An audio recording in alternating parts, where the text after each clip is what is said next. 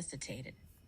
You need a guide to show you how we get through a situation like this, to give you resources and to help you get out of the emotional pea soup fog of dealing with a crisis and the resulting fallout. I've been there, and I'm here to help you. Out of the fog.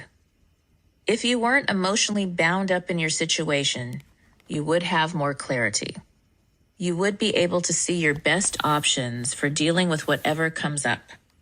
If the version of yourself who has already walked through this rock bottom and come out the other end could go back in time and give you, the you right now, some advice, what would she say? Would she tell you to slow down, to stop rushing, that you don't have to have all the answers today? Would the future you recommend not making any major decisions without reviewing them first, particularly while you're still in the fog? Would she tell you that normal is going to look different for a while, but that you will feel normal again? In case we haven't invented time travel by the time you read this book, I'm here to tell you all of the above. I developed the Boots formula to help you learn to make choices, have a life shift, and make great things happen based on your individual values and best life vision. A change is going to happen, and it's worth it. There's a stage where it feels like everyone in your life is picking at you. Life itself may seem like it's trying its best to stop you from doing whatever you want to do. All you hear is, "That's a stupid idea," and "That's never going to work," and "Who do you think you are?" One of the hardest things for people to do is to realign and possibly walk away from anything and anyone that conflicts with their value systems. But you are going to discover that power within yourself. Through the activities and examples in this book, you will discover your true north and will be able to easily do what is needed to move forward with your life. Anything that hurts you, that doesn't resonate for you, that fights against what you want and believe in, you are going to give it the boot. Once you have turned your rock bottom moment into a positive, beautiful life shift, you can live your life on your terms. Your life will probably look different, but you get to design it this time. You are taking your life back, and you are in charge, not anybody else. Sooner than you can imagine, you'll be in the career of your dreams or the relationship you always wanted. Because you are going to learn to develop healthy boundaries. Because you are going to do things differently along the way from here to there. You will begin to attract the people, the job, the place to live, all of the opportunities that align with who you are, your essence, your truth, not anybody else's or even society's expectations of the way you're supposed to be. Once you have accepted that you are in charge of living your life and you begin to embody living your truth, people are going to see you. They're going to be inspired by you. Then you're going to hear, "Hey, can you show me how you did that? I want to do it too." When you assess your peer group and up-level according to your life purpose and vision, and once you have created a life shift for yourself, whatever that looks like, your life is not just full, it's fulfilled. Not only do you get more and better sleep, you wake up feeling rested and happy. You know that you're doing what you need to do. Yes, sometimes your heart will call you to leave certain friends or family members in order to find a more aligned peer group. From what I've seen, however, the ones who leave always return to lead their family and friends to success. Because your friends are more in alignment with your beliefs and value system, they support you while also pushing you toward your personal best. Life still involves work, but as a whole, it feels far more effortless. But you don't have to wait for the right person, right job, or right investment opportunity to show up. You can start living now so that every moment as you go forward through the process of recovering from rock bottom and redesigning your life is one more step to being the best version of you, the one who came. All right, if you are looking to reinvent life on your terms, if you are grieving, experiencing financial turmoil, career shifts, relationship problems, parenting, elder care, victims of abuse, breaking free from an addiction, or seeking an overall business and lifestyle redesign, then you may need a reboot. It is not fits all, just like a pair of boots or a bra. So the formula is designed to help you through any situation.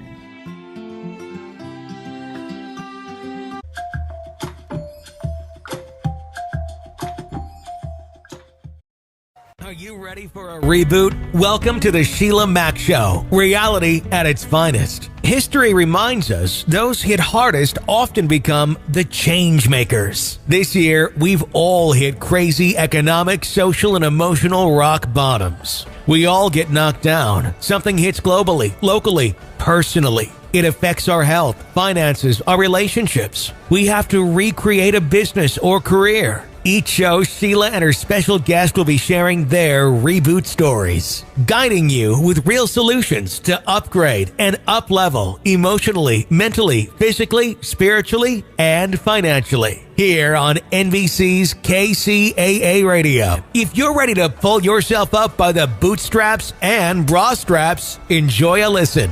Here's All right, welcome to the Sheila Mack Show, reality at its finest. Here we have real people sharing real stories and actionable steps to help you reinvent, rebuild, and reboot your business and personal life on your terms. I'm your host, Sheila Mack, and today we have special guest, Robert Yoho. Robert calls himself a healthcare whistleblower. He practiced medicine in the U.S. and retired 2 years ago. He was a board-certified emergency physician and cosmetic surgeon. He has recently published 2 books, Butchered by Healthcare and Hormone Secrets. So we have a lot to talk about. Welcome to the show, Robert. Thank you, Sheila. Let me just do the 10-second disclaimer. I'm sorry I have to do this, but the legal environment dictates it. So this isn't healthcare advice, and you should you get a regular licensed physician if you have problems with your health and you need to work on it, and take this as general information only. Yes, definitely. Sorry. Yeah. I totally 100% agree. And that is the way it is. And different things work for different people or are helpful in aiding when you're working with a doctor to do some alternative healthy things as well. So that does make sense. So now this show actually came about based on my new best-selling book, Bootstraps and Bra Straps, the formula to go from rock bottom back into action in any situation. And this last almost 2 years now, oh my gosh, we have had just about every situation you could fathom and then some. And so I'd love to start off by asking if you have a time in your business or personal life where you experienced a tough situation and how you got back up. Sheila, you're asking the toughest questions first.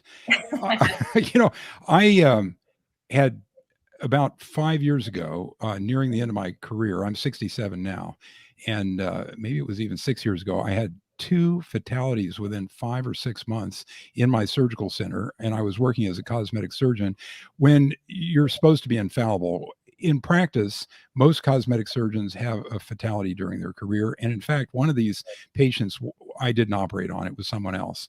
But nevertheless, you feel responsible, and the situation is complicated, and I did detail that in Butchered by Healthcare, which is my book. So what happened to me was I entered a period of introspection. I knew I was nearing retirement, and I essentially transformed myself into an author. And I've done that 50 to 60 hours a week ever since. Okay. Yes. And that is something that whenever you go in for any kind of something or, treatment, cosmetic or otherwise, where there's a risk. The risks are small but real. Yes. There's a risk when you take a shower, you could slip on soap. So, let's hope that doesn't happen, right? It's crazy how things can happen. So we just have to do our best and make the wisest decisions possible when it comes to our healthcare, especially right now. Definitely. So, yeah. So then you decided to write these books. I'd love to hear a little bit more about the books and what's inside. Well, I started researching healthcare corruption because I saw a lot of problems with the hormone standards. I primarily had women in my practice, and I was trained to use bioidentical hormones to help them during their with their menopause symptoms. And Mhm. so I offered this to my cosmetic surgery patients, and I didn't charge much, if anything. They paid me for the surgery, so I screened them for menopause symptoms, and if they were interested, which I'm not that persuasive, and I certainly don't try to persuade, but if they were interested, I offered them hormone therapy. And the results I saw were nothing short of miraculous. And I began to write my first book, Mm. Hormone Secrets, as my initial step. But I saw so many adulterated and ruined medical standards and so much false information about the hormones out there that I Mhm. started to investigate healthcare corruption. And I thought I'd have a can of worms, but I ended up with a dumpster full of worms. I mean, it's just freaking awful. And I could go into details about everything from the insurance industry to the various medical specialties to big pharma, if you'd like. Yes.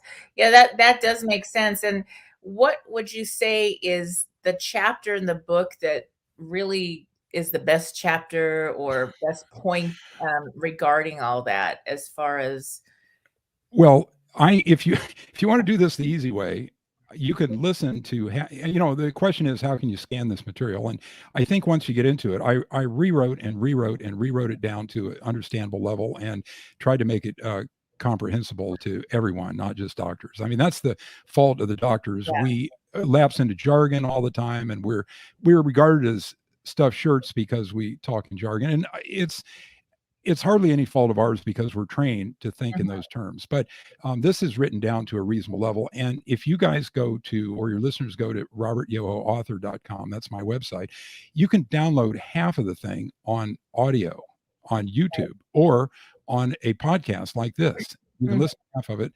I didn't make the whole thing free. I did it first. And you can also download half the book. But the way to get into this is read the introductory chapters and then scan the section headings. And if you have medical problems, those are the areas you're going to be most interested in. I mean, if you've got Mhm. prostate cancer or you're worried about prostate cancer, you want to have a look at that. And if you're on 10 different medications, maybe you want to look at the big pharma chapters. Right. And if you're on psych medications, you want to read the 4 psych chapters. Mm. So that's the way to approach this. And if you're looking for solutions, I don't have a magic wand, but you can skip to the end and you can see what global solutions would work if we could manage the politics, which of course is impossible. Right. And you have a healthcare philosophy section that will help you cope with your aging and your mortality, and also help you cope with the hospitals and doctors you're likely to encounter along the way. Mhm. If your listeners are older, a lot of them have seen a lot of this and they're very disgusted with healthcare. If they're younger, they may not understand it. The only thing they may understand is that 20% of their pay goes to healthcare, whether that or not the corporation pays it. We're spending 20% of our gross domestic product on healthcare, and it's outrageous because the other countries, all the other developed countries like England, France, Canada, Australia spend 10%. So Mm. we're spending double and we're getting a terrible product. I mean, we're getting a product that's 50% ineffective or injurious, and that's not controversial academically. Right. That's there are dozens of references that say that. Mm. That's so true. And I know for the hormones, I mean, I've definitely struggled. I have this PCOS thing going on in my Yeah. life. I have been like a student. I have met with the top doctors at all the top medical establishments trying to figure out what is the answer to this situation that's been my lifelong, struggle. Yeah. And it's something that, there's a lot of alternative things I add into what I do. And I'm very cautious about the drugs and medications because they have all these other side effects. So it really is, if it's an issue in your life, it is an issue and something that, I believe over time there is an answer to everything. But in the meanwhile, to do alternative medications or treatments or different therapies, and then also do whatever the doctor says in combination. That's what I tend to do because, and I'll get like 5 opinions on something. Yeah, good. That's like, good. you know what? Last time I tried something without all these opinions, it wasn't so good. And it took me like months to get back on track. So Your bottom line is how you feel. And if you don't feel good, you should get another opinion. And the great thing about today is we can get alternate opinions from almost anybody in the country. You can go to a large medical center virtually. And since the past president gave this declaration that we could see anyone virtually without fear, without them being afraid of the medical board reprisals. Prior to that, you were only supposed to see a doctor in person. But now we can go anywhere. If you have a few hundred or a few $1,000s, you can go to Harvard or Stanford and see the top people in the world. And so that's one answer. Another answer is that you said that you research it, and that's absolutely great. The third thing is that just because there are problems in aircraft design, that doesn't mean that magic carpets fly. And so Sheila, I'm not an alternative. I'm not an alternative believer, and I think these guys are sort of affecting some of the same swagger that we're seeing out of some of our crooked healthcare medical industry, and I think that they have less credibility, although there are things that work. right. And the last thing is that that PCOS is quite treatable if you find someone who's willing to give you the right drugs. And it's mainly progesterone in high doses, bioidentical progesterone. If you take enough of that, many times the symptoms will go away, and by God, you'll be fertile again if that makes a difference to you. Oh, So, no, that's good. Yeah. I have 6 children that are all grown. 6 children. I mean, Well, you may not be fertile again. I adopted 3, but 3 of my own. But no, I'm good. That's a lot of kids. Oh, That's yes. wonderful. Congratulations. Yeah, but there's lots of things with that PCOS that's a battle for me, and for sure many others. But I have a section about that, and I'm sorry to prep this, but this is important for you. I have a section about that in Hormone Secrets. Oh, so that's wonderful. I'll send you a way to download it for free. Oh, everybody else has got to spend $4 on the ebook. I think it's worth it. Anything, because we spend so much time trying to figure things out, and then there's a certain point where the hormones shift. No matter who you are, if you don't even have this PCOS, you're just normal, and you get to a certain age and you notice, oh my gosh, you gained weight, even though you're doing the same thing and eating as healthy and still exercising the same, and all these things that are hormonal that are very frustrating. And then there's, you take these certain hormones that aren't bioidentical are like the worst, I think, because that just affects all kinds of other situations. So what advice do you have for someone that's in that phase of life where the hormones are starting to shift? I think it's like 10 years before you actually go through the change of life that you start really seeing changes. So roughly at 40, and sometimes even in the 30s, some women's ovaries start to fail, and it's common. I've diagnosed women in their early 30s with 0 testosterone, estrogen, and progesterone levels. And the replacement of these things puts you right back on the beam. And the problem with this field is it's been so, the narratives are so crazy because the traditional physicians have one narrative, and the corporations have another because they want to sell patent drugs, and a lot of those are the old hormones like horse urine, estrogen, which is fine, but it's not as good as bioidentical estradiol. And just to tell you and at 40, of course, many women start to have a decline in their progesterone, and by 50, many of them lose all their estrogen as well. So there are symptoms along the way, which are characteristic of each phase, and every woman is different. And checking your levels is a good idea unless you're clearly in menopause, with no menstrual periods and all that. And if you are, it's not against the rules to get your doctor to start you on bioidentical hormones from a compounding pharmacy. And we've launched into this hormone thing. I've got all the details of treatment and everything else in my little manual here. And this thing was written down to a 9th grade level, which is not condescending. What it means is that it's easy to read, So I recommend you do your research. And there are a couple of groups of doctors who are pretty good at this. And it's not the mainstream internists. It's people who have devoted themselves to hormone therapy and taken special training like I did. And I mean, I had a practice that was almost all composed of women who had these problems at the end of my career. And I really felt sorry for them. And a lot of them were thinking that cosmetic surgery could help their problem, help their depression and their anxiety and their muscle weakness and everything else. And sometimes maybe it did, but I tried to offer them a treatment, and this treatment had profound effects. I mean, just a testosterone alone, a little testosterone pellet that lasts 3 months, or testosterone cream, that can make a huge difference in alertness, intellectual ability, muscle tone, sexuality, the whole thing. I mean, it's a profound improvement. And men respond too, but I think this stuff is even more important for women. Wow, that's great to know, and that's important to look into, because before you make a decision, look into all the options. Let me ramble about one last thing. I didn't expect to spend so much time on hormone therapy, but here is something that should pull you into this book, The Hormone Secrets. And that is that Alzheimer's is probably the most expensive disease we have if you count long-term care costs. And use of estrogen after the menopause for the rest of your life prevents, in some studies, 80% of Alzheimer's. And instead, we use these toxic medications that cost thousands of dollars a month, and even their inventors can't admit with a straight face that they work. I mean, it's crazy. Every Alzheimer's, and it's too late once you have it. You can prevent it with estradiol.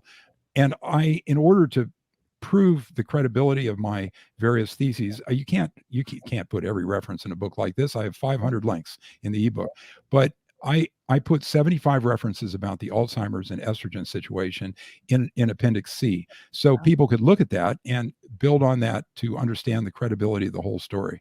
When we have things like testosterone, estrogen, and progesterone that have these warnings on it from the FDA, really scary warnings, and they're all a pack of lies. I mean, it's based on either study of the old hormones, the outmoded hormones, or sometimes I think the whole thing's fabricated. The testosterone, the heart disease and prostate cancer narratives about testosterone, it's crazy. And the physicians have banded together and established standards and so on and so forth, written papers, and given lie to all these crazy statements by the FDA.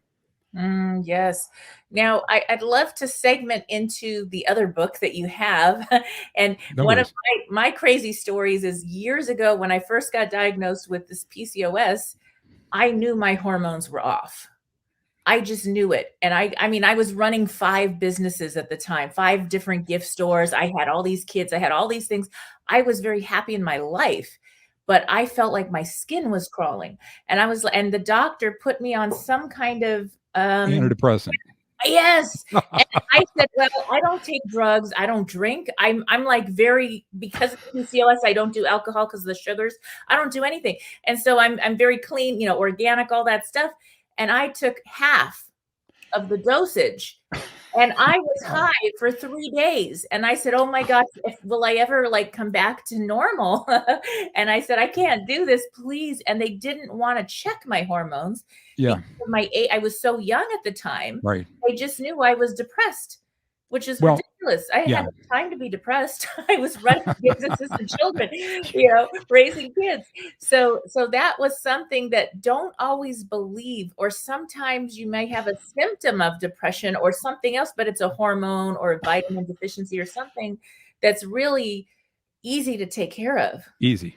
Yeah. And in this book, there are references to physician organizations who largely have similar thought processes, and even a few specific physicians who you can consult with over the internet or whatever, who understand these issues thoroughly. And I recommend reading this thing and understanding it yourself, because if you don't, the doctors are busy. I mean, we are consumed with charting and patient care and our staff management and everything else.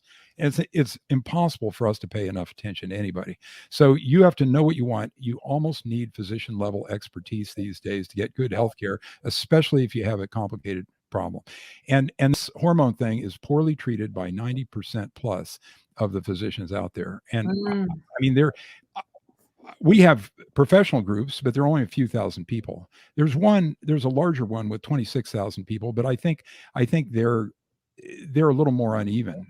And the one I belong to, my mentor who put a lot of this material together, he's got a uniform theories, and I think our success rate is phenomenal. I mean, I had wonderful successes, and I think I could have handled you when I was still working pretty easily. And I think you should still check your levels and go to Right. one of these people. Definitely. Yeah, that sounds great. And see how the answers show up? I'm not even looking. I'm having a show and here's answers for me. Isn't that wonderful? And I know somebody listening in is like, "Oh, yes, I have got to get this book and figure this out and get the right doctors and treatments." So that is wonderful. Now, I'd love to hear about the other book about the healthcare business that we're in Yeah, right now.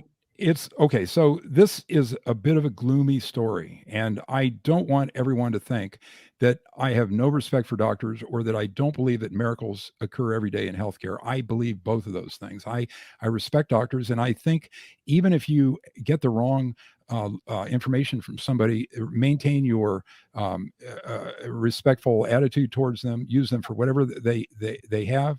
Go see some other people, and um, don't lose faith in the healthcare system, because if you have a real problem, if you have cancer, you're getting older, you've got one of these complicated syndromes, or you have something like PCOS, which is poorly treated by a lot of people, you've got to skip around until you find the right answer. And one of the other great advantages we have in the internet era is we have these patient groups, and there are people in those groups who sometimes have as much individual knowledge about a condition as any doctor, and they will help you for free. I mean, it's just a wonderful thing. Now, these things are sponsored by big pharma. They're frequently trying to promote some medications, so I take everything with a grain of salt. But the individuals there, you can learn about their experiences and so on. So what we've done with healthcare is we've rained money out of the sky on it. It's just an insane thing. We've given them this huge chunk that they're so big. They're as big, this $4 trillion industry, which is the same size as the federal government. I mean, it's the federal government's 3.5 trillion in tax revenues, and God knows what else they're spending.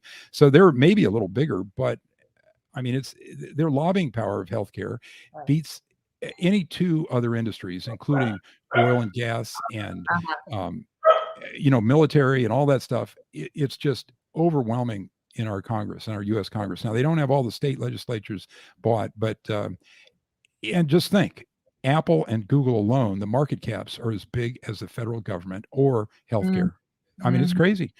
So here's how the parts interlock. Okay, so the FDA is our supposed regulatory agency, and they sometimes do a good job. Like today, they seem to have had a regulatory committee that said that we should not have, they didn't approve the follow-up vaccine boosters, right? And this is a big surprise for observers like me, because I thought they were completely bought off.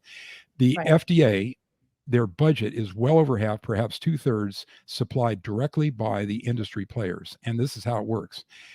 There are these things called user fees that occur during the course of the patenting of drugs, and they get paid by the pharmaceutical companies directly to the FDA. And this turned the FDA into regarding the pharmaceutical companies as clients rather than entities to be regulated. And you can imagine, I mean, it's an enormous conflict of interest, perhaps even could be considered bribery.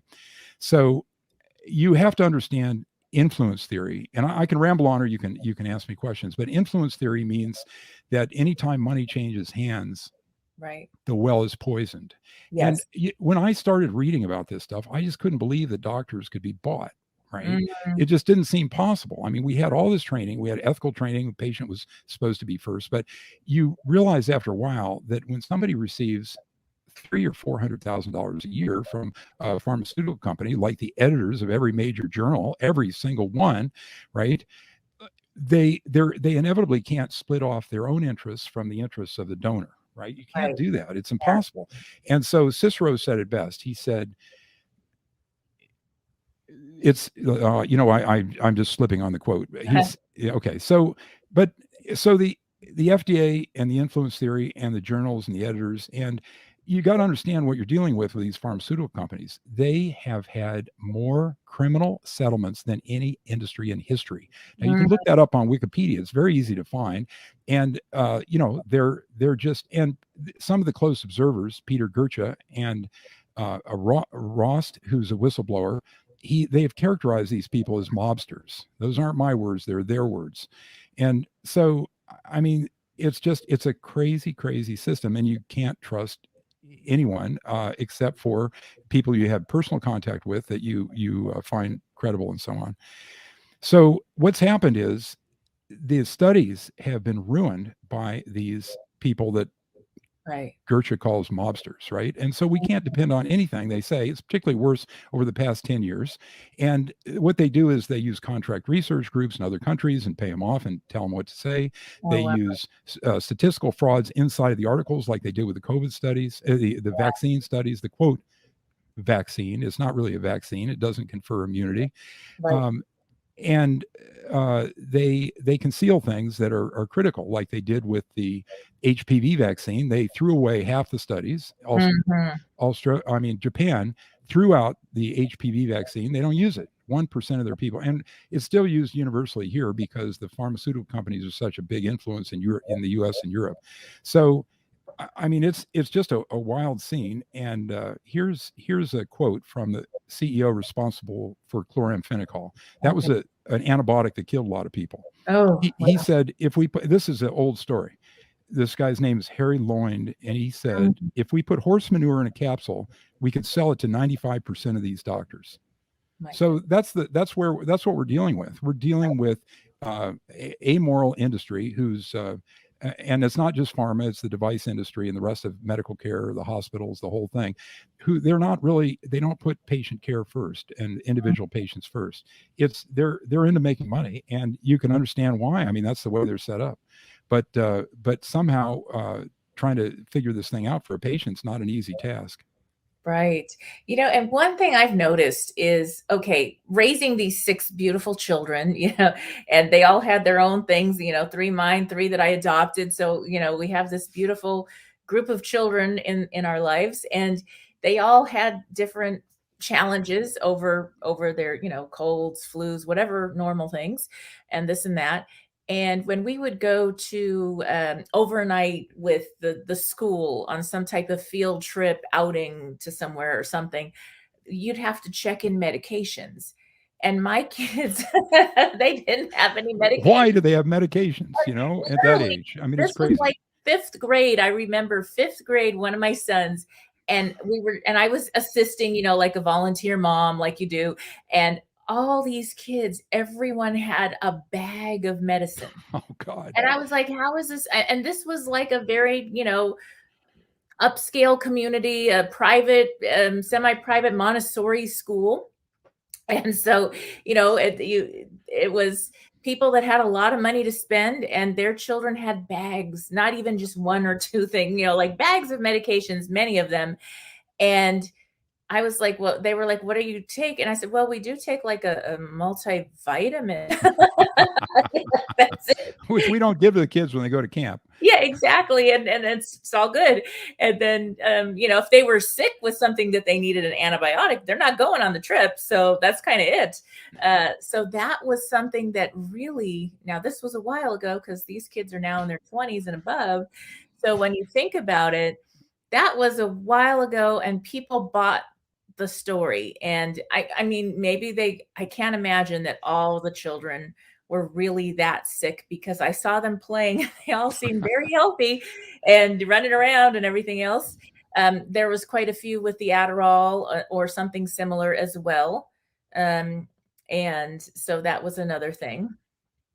Yeah, that was So let's discuss your experience with getting prescribed an SSRI, probably for a SSRI is a serotonin reuptake inhibitor, whatever it is, which is like Prozac, right? Prozac or Paxil. It was Paxil. It was Paxil. Yes. So Jesus, Paxil is notorious for causing agitation, and the whole class of these drugs, the SSRIs, are notorious for causing violence and suicide. Oh And my. this was concealed by Lilly, who was the Prozac manufacturer, in their initial studies. They didn't turn it in, or they didn't show it up, or whatever it was. And later, when they started having all these suicides, they brought it out in discovery in the courtroom, right? And ever since then, they have settled hundreds of millions of dollars. I'm not hundreds, tens of millions of dollars, maybe $100 million worth of suicide and violence lawsuit, and covered it all up. Everybody signs non-disclosure, whatever it is. And so that's the problem with that. That's the major problem with that drug. Yeah. So what happens now is these things are heavily promoted, and the doctors often work for groups that even monitor the percent of people that these people prescribe for, the doctors prescribe for. And if you're below a certain percentage, you're out of the boxes. Yeah. Psychiatry is a funny specialty. It's a group that has a lot of people who think that it's completely illegitimate and that the drug should never be used. And this is besides just Scientologists who somehow figured it out 20 years before everybody else. But this includes journalists who've examined literature and so on. And the problem, according to a journalist named Whitaker, who wrote a definitive book about this, is that there are no or very few studies using a sugar pill control for psych drugs. And the reason is they got everybody on psych drugs already. We have 17% of the whole country on psych drugs. And we laugh, Sheila, but it's not a joke, because these things really mess you up, and they interfere with the process of experiencing pain, which will take you through and make you grow. And I mean, and you mentioned the other class. Another class of these drugs that are used is the stimulants, and these things freaking shrink your brain. I mean, they're ubiquitous in private schools. They're ubiquitous at Ivy League schools. I mean, my kids went to an Ivy League school, and this stuff was everywhere. They could get it from their friends. A third of the kids had prescriptions. So, I mean, the people that started this whole thing 20, 15 years ago, many of them have stepped out of the herd and said, this is crazy. We got to stop this. But, once a bell is rung, it's hard to unring. And just like, the Prozac thing, have you ever heard of the chemical imbalance in the brain thing? Right. Well, you know what that is? That's a marketing slogan made up in the marketing department of Smith, Kline, and Beecham. That's not science. And the real scientists laugh at that. I mean, it's absolutely crazy. The third class of these drugs is called atypical antipsychotics. And the Zyprexa is the first one, I believe. And these things shorten your lifespan by 10 to 20 years, but they are passed out like jelly beans for people that don't seem to be, quote, responding, unquote, to the SSRI antidepressants. I mean, it's crazy. Military recruits are often given a freaking little brown bag full of this stuff. I'm exaggerating, of course, for color, but the military, they're dosed for these things, and when they get out, I mean, these kids are screwed up, and the drugs are highly addictive. I mean, they're very hard. You experienced akathisia, which is a anxiety or nervousness that, I mean, if it was worse, you might freaking kill yourself, and that's what happens. I mean, I have a close friend whose husband threw themselves in front of a train 2 or 3 weeks after they started Paxil. And and she started a foundation about it. Half of one pill. I only took half of one pill just to see what it would do. And I was out of it for 3 days. Well, you had sense enough not to take another one. Your doctor would have told you to take 3 or 4 more. They did. They totally gave me like so many, 2 or something at least. And I took half of one. I took the smallest. I cut it in half. I was so afraid. And thank goodness I did, or I don't know, I'd probably still be high from that thing. I was so out of my mind. I was like, I can't drive. I can't do any. I guess it gave me that paranoid feeling, or I don't know, anxiety. I felt like I was in a bubble. Well, fortunately, you didn't kill anybody and you didn't commit suicide. No, I was just like, you know what? Everybody keep an eye on me, because this is a weird feeling. There are other drugs that cause that besides the psych drugs, and so it's a well-known complication. It's a intolerable restlessness. Wow, it was definitely memorable. For 3 days, I was like, will I ever be normal again? That was my concern. I was like, can I just? I like to think. I use my mind a lot, running businesses with kids, helping with schools, all these things. I love my mind, and so that was really important. Now, one of the things that a lot of the parents and families that came to the Montessori school were pulling their kids out of the public that were demanding the Ritalin or the Adderall or whatever. And so a lot of the children did go to the Amen Clinic, and I was very happy with the way they did their studies. And actually, sometimes they would use vitamin therapy and change in diet, and the medication was like a last resort. And so that really helped a lot of families that came over to the Montessori. And then they had the Montessori, it was a different style of learning, so they didn't have to sit at a desk. They could do what they call a job and do one thing and then learn another. And it was great for the younger kids. We don't all have desk jobs when we grow up. So. My kids went to Montessori school too, and it was wonderful. Yes. So that's a plug for Montessori. I mean, there you go. They were really, really super nice. I had a wild son who ran up the trees and wouldn't come down off the fences, and they were very patient with him. Right. Yes, it makes a big difference.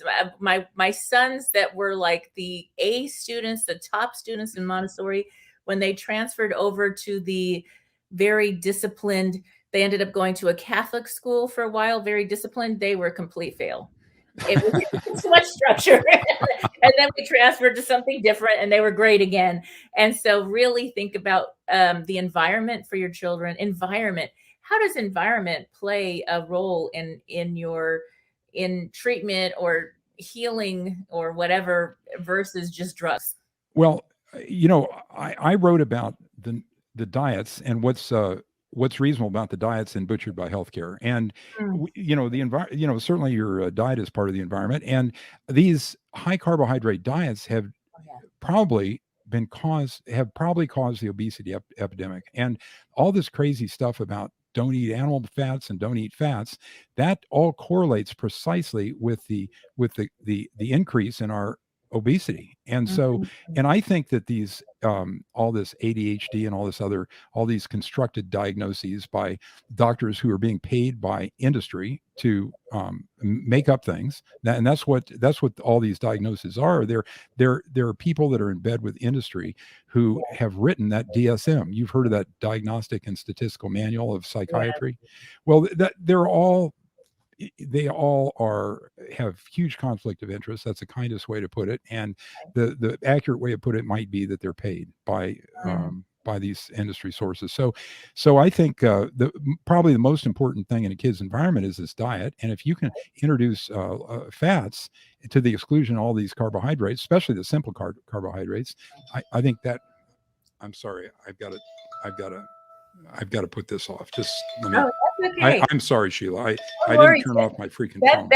It's alarming. The alarm went off, and it is alarming what happens. So if you have children or yourself and you get one diagnosis and put on some type of a medication that concerns you, then it is good to have different opinions. Get the book, read up about it, and see who you can connect with to get some alternative help. You know what another name for ADHD is? It's called being a boy. I mean, it's a crazy thing. In some southern states, in certain areas, they have a quarter or half the kids on these stimulants, and it slows them down, but it's not good for them. Yes, and you think the increases really happened because now we have video games. I don't know. I don't speak to that. And they sit at a desk all day when they really need to go like run. They need to be chased around the schoolyard. Games and that to get the energy out. So, I mean, I actually help teach at some of these schools. And a lot of times if the kids were misbehaving, I'd make them go do laps, and then they come in and like done, and they'd sit and do their work. And you're my kind of teacher. Yeah, it was great. It was perfect. And so it was just like, okay, we all need to take a break. Let's go run some laps. And then they were tired and they would focus. And it was simple. It didn't cost anything, no medications, and it really made a difference in the classroom. So, so I'd love to hear, we're coming to the end of our talking time, Robert. I'd love to hear where people can get these books and learn more about all you're doing. Well, I probably have 100 5-star reviews on Amazon already, and you can find these things on Amazon. You can Google my name, or the easiest thing is to look at robertyohoauthor.com and grab all the freebies you can first. And then if you want to buy the books, you can download half of them at my website. It's not just 10% like Amazon. And and you can listen to the I put them all in audio form, and this is not a moneymaker, Sheila. I mean, I'm pretty obscure. I probably sold less than 2,000 books, but I'm selling 30 a day, and anyway, I believe in what I'm doing. I think awareness will help. Thank you so much. All right. Well, for those tuning in, we'll be back after these messages. Thank you, Robert, for being a guest on the show. Thank you, Sheila.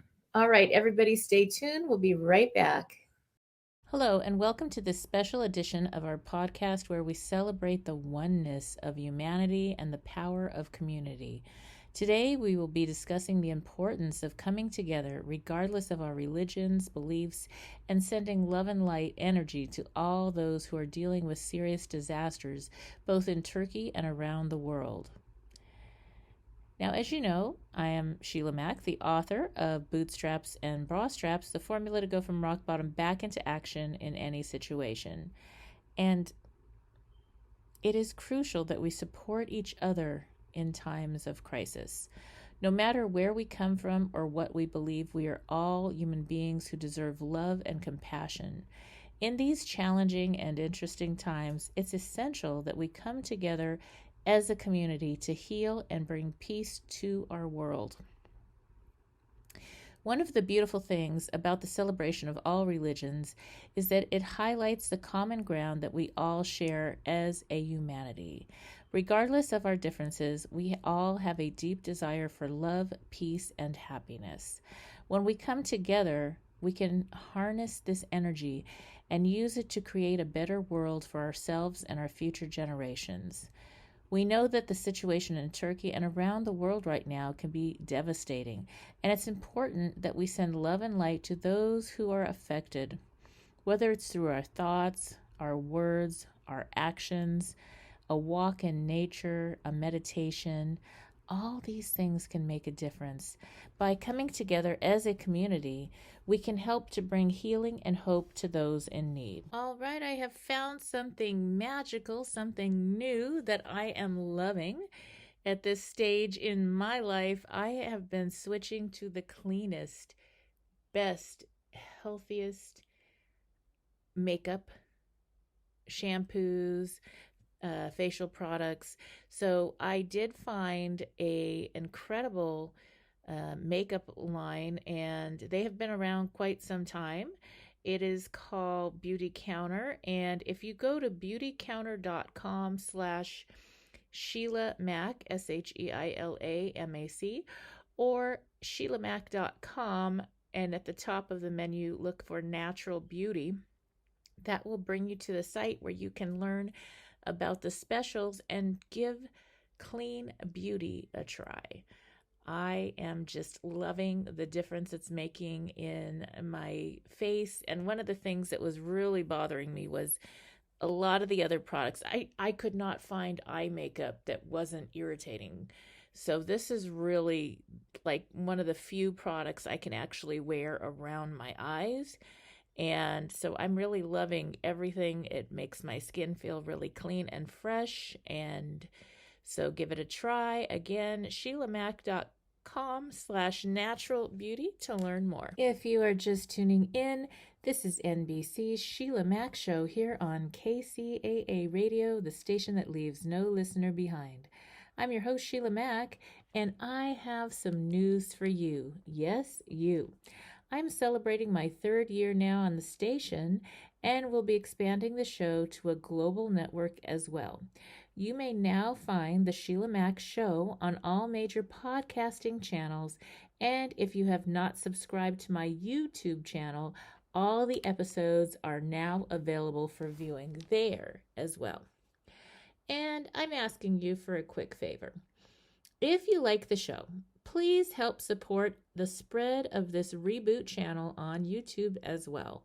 My goal is to help as many people as possible through our interesting times to rebuild, reinvent, and reboot your business and personal life. I also wanted to share a little bit more about how I got here, what I do now, and how designing a business career and life on your terms is more than possible at any age or stage in life. I am an enterprisingly forward-thinking consultant, show host, and best-selling author. But how did I get here? Well, I began my career as an entrepreneur and property investment strategist back when I was 23 years young, when I boldly quit my government job with NASA JPL to open my first of 5 large gift stores while also starting to invest in property. I got to work with some of the world's most loved companies, such as negotiations on leases with Warner Brothers and winning trips to London as the top-selling Crabtree and Evelyn provider in the U.S. for multiple years. My stores were built on heart as I gave back to the community I came from. So now, some of you know this and some of you don't know this, but as a young girl with parents who were not well enough to care for me, I was homeless at age 10, then in foster care, where it was really hard to get a job while in the system. I finally emancipated at the age of 15 to start college early. While running my stores, I worked with a government program. Back then, it was called Job Training Partnership Act, making my stores an open source training site where close to 200 at-risk youth started their careers. Yes, I began my career helping business leaders and working professionals to design a life they love where they can have success in their careers and get to the business of life. See, a funny thing happened along the way. When I first opened my gift store, it was kind of crazy because I was this young upstart. That's what a lot of the store owners called me. My first store was in Montrose, California, in this sweet little hometown shopping park with other stores and restaurants nearby. And so I was the young upstart that didn't know what she was doing. At least that's what everybody said. And I didn't really care what they said. At that age, their opinion was like, I don't really care. So that was probably a really good thing because I stayed focused on what I needed to do. And I had negotiated to lease out a 5,000 square foot gift store that needed a lot of work. And I got free rent and for about 6 months, and I had to start making the rent, which was $5,000 a month, which was a lot of money back then, $1 a square foot. And so I had to learn and relearn. I finally did hire quite soon in the game. I did hire a marketing expert, branding expert, I guess back then. And that lady really helped me to figure things out when I first started. And when you first start a business, especially when you're young, it was like I had no idea what to do, but I needed to learn because my rent was going to start coming due every month. And over that time, I started having more success. I did crazy things like stayed open until almost midnight every night, along with the restaurants who were very close to my store, while everybody else closed shop at about 5 or 6 p.m. So I was making more money from the start, and I just really, my store was to help my kids, and the products I sold was whatever the community wanted. I sold lots of things to people in the entertainment industry. I worked with cruise ships. I worked with many different people in the community. And later on, the store owners actually came to me and asked me if I would consult them and help them. I actually started buying my other buildings because I didn't like the idea of paying rent for years and years and years and not building equity. So I did get my real estate license through that and invested and bought my other 4 store buildings.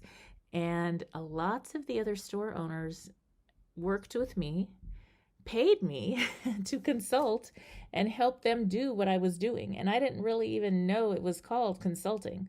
I just knew how to figure it out, I guess. And so that's how I started my career. And now, I raised 6 children, all that, and now they're grown. And so I get to come to work every day and do what I naturally do best as an enterprising and forward-thinking business leader. Through my show, courses, and live events, I guide entrepreneurs and working professionals like you through the profitable steps of building a business, creation to expansion, marketing from planning to implementation, wealth preservation through strategic planning and, yes, real estate investing, and lifestyle design so that you can earn more while getting back to the business of living your best life. So I do invite you to tune in here to KCAA Radio, and also I would really appreciate it if you went to my YouTube channel, Sheila Mac Show, and gave a subscribe and a listen to some of your favorite shows. And I do have some other exciting things, including a free gift to thank you. So if you go to www.sheilamac.com, that's SHEILAMAC, SheilaMac.com, there you can get a free gift to get started on your reboot this year. And now back to the show. Tune in again right here on KCAA, the station that leaves no listener behind. Have you lost your job? Have you lost a loved one? Are you exhausted caring for your parents, for your kids? Well, you can find immediate relief when you read Sheila Mac's new #1 bestseller, Bootstraps and Bra Straps. It contains the Boots formula to move from rock bottom back into action in any situation, especially right now. If life has knocked you down, pick yourself up with Bootstraps and Bra Straps. Get your copy at www.sheilamac.com. Are you